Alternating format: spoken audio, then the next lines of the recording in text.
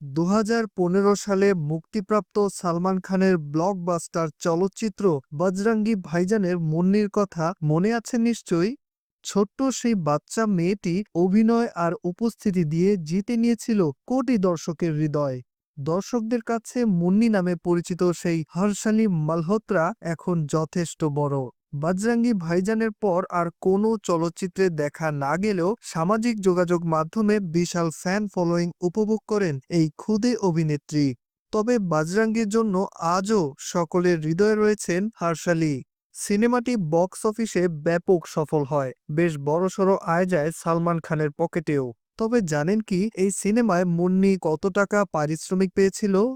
বলিউডের আজ পর্যন্ত সর্বাধিক পারিশ্রমিক পাওয়া এই শিশু শিল্পী মুন্নি। সিনেমাটির জন্য দিনপ্রতি হারশালি পারিশ্রমিক ছিল 2 লাখ টাকা। শুট হয় 100 দিনেরও বেশি, যার অর্থ দাঁড়ায় 2 কোটি টাকার বেশি পারিশ্রমিক পেয়েছিল শিশু অভিনেত্রী হর্ষালি মালহোত্রা। বর্তমানে তার মোট সম্পত্তির পরিমাণ 50 লাখ বলে জানা গেছে। বজরঙ্গি ভাইজানের সিকোয়েলের গুঞ্জন চলছে। অনুরাগীরাও মুখিয়ে রয়েছেন বজরঙ্গি ভাইজানের দ্বিতীয় কিস্তির জন্য।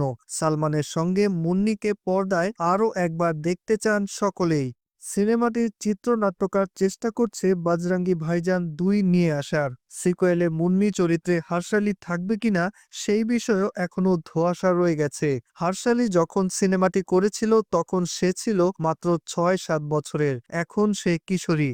তাই সিনেমাটির সিকুয়ালে তাকে মুন্নি চরিত্রে রাখা হবে কিনা সে বিষয়ে এখনো মুখ খোলেননি পরিচালক থেকে চিত্রনাট্যকার কেউই। বজরঙ্গি ভাইজান ছাড়াও হর্ষালি মালহোত্রা কিছু টিভি সিরিয়ালেও কাজ করেছেন, যার মধ্যে রয়েছে কাবুল হ্যায়, লট আও তৃষা ও যোধা আকবর। এছাড়াও অনেক বিজ্ঞাপনেও দেখা গেছে তাকে।